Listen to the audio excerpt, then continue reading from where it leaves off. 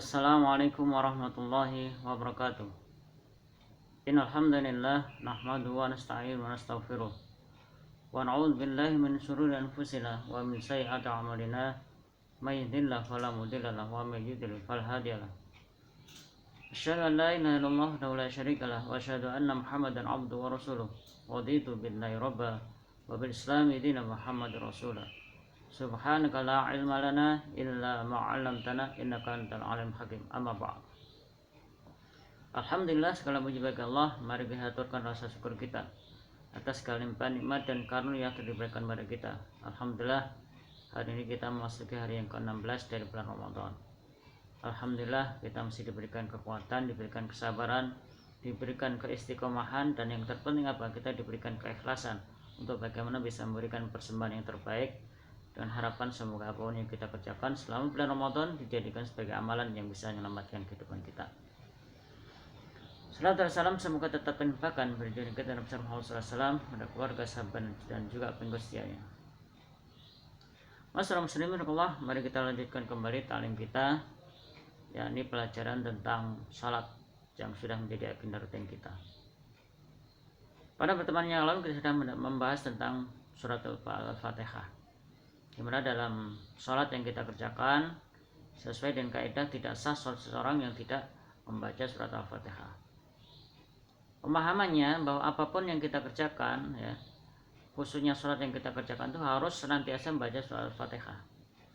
Karena itu bagi siapapun yang tidak memiliki kemampuan, ya, maka ada bacaan pengganti yang itu juga bisa kita amalkan. Tetapi masyarakat muslimin yang harus kita pahami, di samping kita membaca doa yang bisa kita baca sebagai pengganti surat Al-Fatihah, maka seiring dengan berjalannya waktu kita juga harus senantiasa belajar surat Al-Fatihah itu, karena itulah kesempurnaan di dalam sholat yang kita kerjakan.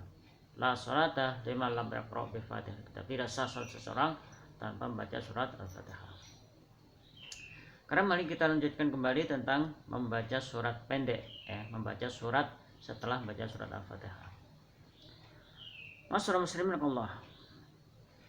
Rasulullah SAW memberikan contoh, memberikan teladan, ya, bahwa dalam sholat yang dikerjakan, kalau seseorang itu sholatnya secara individu, secara pribadi, dipersilahkan monggo untuk memperpanjang bacaan. Rasulullah SAW dalam satu kesempatan, ya, yang dilihat oleh sahabat Hudzaifah bin Yaman, ya, jadi suatu saat Rasulullah SAW itu pernah menjalankan sholat malam. Nah, kemudian Hudzaifah ini menjadi makmum di belakang Rasulullah SAW. Ketika selesai membaca surat Al-Fatihah, ya, maka Rasulullah membaca surat Al-Baqarah. Ya, pemahamannya, ya, dalam hati Hudzaifah bin Yaman menceritakan, ya, dia bercerita bahwa nanti insya Allah atau pada ayat 100 Rasul pasti akan melakukan rukuk. Tetapi masyarakat muslim Allah, begitu sampai 100 ternyata masih lanjut kembali. Ya. Demikian juga Hudzaifah bin Yaman di belakang Rasulullah nampaknya sudah mulai gelisah dan galau, sehingga dia punya asumsi nanti paling dari surat Al-Baqarah pasti dia akan rukuk. Ternyata tidak, sampai surat Al-Baqarah masih berlanjut, dilanjut dengan surat An-Nisa dan ditutup dengan surat Al-Imran. Ini menggambarkan betapa di dalam surat yang kita kerjakan itu kita bisa menikmati surat yang kita kerjakan. Rasulullah SAW sebagai uswah hasanah sudah memberikan teladan dan memberikan contoh kepada kita. Jadi di saat kita melakukan ibadah sholat, maka mari kita nikmati sholat yang kita kerjakan. Beliau pernah menyampaikan sebuah pernyataan, ya, qurratu aini fi sholat. Saya mendapatkan ketenangan di dalam sholat. Dan itu berbeda dengan kita umat Islam yang kebanyakan. Biasanya kalau kita itu merasa nyaman, merasa tenang ketika sholatnya sudah kita tunaikan. Ini berbeda dengan Rasulullah SAW. Jadi Rasulullah SAW itu memiliki sebuah situasi psikologis yang menjadikan beliau bisa berlama-lama untuk melakukan ibadah sholat, termasuk juga bacaan rukuknya. Beliau hanya membaca kalimat Subhana Rabbil Azim, Subhana Rabbil Azim dengan durasi yang lamanya sama dengan ketika beliau berdiri untuk membaca surat-suratnya. Termasuk juga sujudnya, duduknya antara sujud. Jadi semua aktivitas yang dilakukan dalam sholat beliau dia lakukan dengan menikmati sholat yang dia kerjakan. Tapi masyarakat muslimin rahimakumullah, bagi kita yang memang belum memiliki kemampuan untuk bisa menikmati salat itu, ya tidak mengapa kita melakukan bacaan surat-surat itu ya sesuai dengan kemampuan kita. Bahkan Rasulullah SAW itu suatu saat pernah membaca di dalam surat Al-Maidah ya kalimat in tu'adzibhum fa innahum ibaduk. Jadi hanya satu ayat ini, insya Allah di ayat 118 itu beliau salah ulang, in tu'adzibhum fa innahum ibaduk, in tu'adzib fa innahum ibaduk. Itu menggambarkan betapa Rasulullah SAW suatu saat beliau senantiasa mengulang bacaan untuk apa? Menguatkan pemahaman di dalam surat yang dia kerjakan. Karena masyarakat muslimin Allah, apa yang harus coba kita perbuat, yang harus kita lakukan? Setelah kita membaca surat Al-Fatihah, maka yang berikutnya adalah membaca surat yang paling gampang yang bisa kita kuasai. Tsumma qra' ma tayassara minal Qur'an. Baca yang paling gampang dari Al-Qur'an. Jadi kalau kita mampunya bisa baca surat Al-Ikhlas, monggo kita baca surat Al-Ikhlas dengan tenang. Kalau kita hanya bisa membaca surat Al-Asr, monggo dibaca dengan pemahaman. Tidak cukup hanya sebatas membaca bacaan saja. Suratnya dibaca, surat pendek dibaca, dan itu yang sebenarnya perlu kita koreksi bersama. Karena kita terus terang saja kalau kita coba mencermati ibadah yang kita lakukan, ya kita meskipun membaca surat pendek, ya tetapi pemahaman kita jarang sekali yang kita tingkatkan menjadi sebuah situasi yang menjadikan kita bisa menikmati sholat yang kita kerjakan. Itu untuk sholat yang dilakukan secara munfarid, secara individu.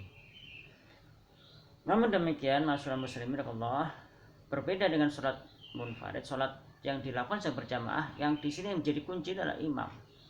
Jadi seorang imam ketika menjadi imam, ya maka dia tidak diperkenakan egois dengan membaca surat yang panjang, kemudian dia mengabaikan makmumnya.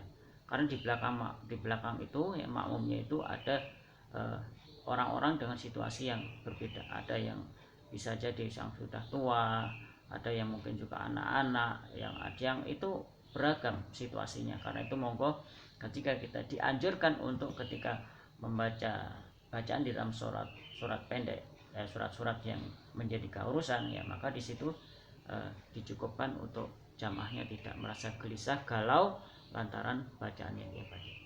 Rasulullah SAW pernah ya suatu saat ketika beliau membaca surat di dalam bacaan sholat, ketika mendengar tangisan seorang anak, ya maka beliau mempercepat ya sholatnya dan dia tidak memperlama sholat yang ia kerjakan. Ada sebuah kisah yang perlu saya sampaikan juga. Jadi suatu saat ketika ada seorang yang menjadi makmum, ya suatu saat ya imam itu membaca bacaan yang cukup panjang, sehingga akhirnya orang ini tafaruk, ya dia mundur, tidak lagi menjadi makmum. Kemudian dia melakukan sholat sendirian, dan setelah selesai sholat kemudian ia melakukan tugasnya. Kemudian ringkas cerita, persoalan itu diadukan kepada Rasulullah SAW, dan kemudian orang ini didudukkan dan kemudian dicerita ya apa yang dilakukan terhadap imamnya. Imam diberikan nasihat untuk tidak mempanjang, termasuk juga orang yang ini tadi yang dia menyatakan alasannya kenapa, karena dia punya tanggung jawab untuk menyiram kebun korma, ya karena itu dia segera mempercepat prosesnya agar tugasnya menyiram kebun korma itu tidak terbengkelai. Inilah pemahaman yang kita luruskan bersama. Jadi jangan kita menikmati bacaan yang kita baca, tetapi mari kita coba koordinasi ya, sehingga ketika kita sudah mengetahui karakter masing-masing jamaah, ya maka kita akan bisa memberikan persembahan dalam bentuk membaca bacaan yang diharapkan bisa diterima menjadi bacaan yang makbul. Karena memang nanti dalam imam itu ada bab tentang masalah imam yang dibenci, yang tidak disukai oleh makmum, dan itu menjadi sebuah catatan tersendiri bagi orang yang menjadi imam. Demikian yang bisa saya sampaikan, semoga ini menjadi catatan kita bersama. Dan mari kita akhiri dengan bacaan alhamdulillahirabbil alamin, subhanakallahumma bihamdik, asyhadu an la ilaha illa anta, astaghfiruka wa atubu ilaik. Assalamualaikum warahmatullahi wabarakatuh.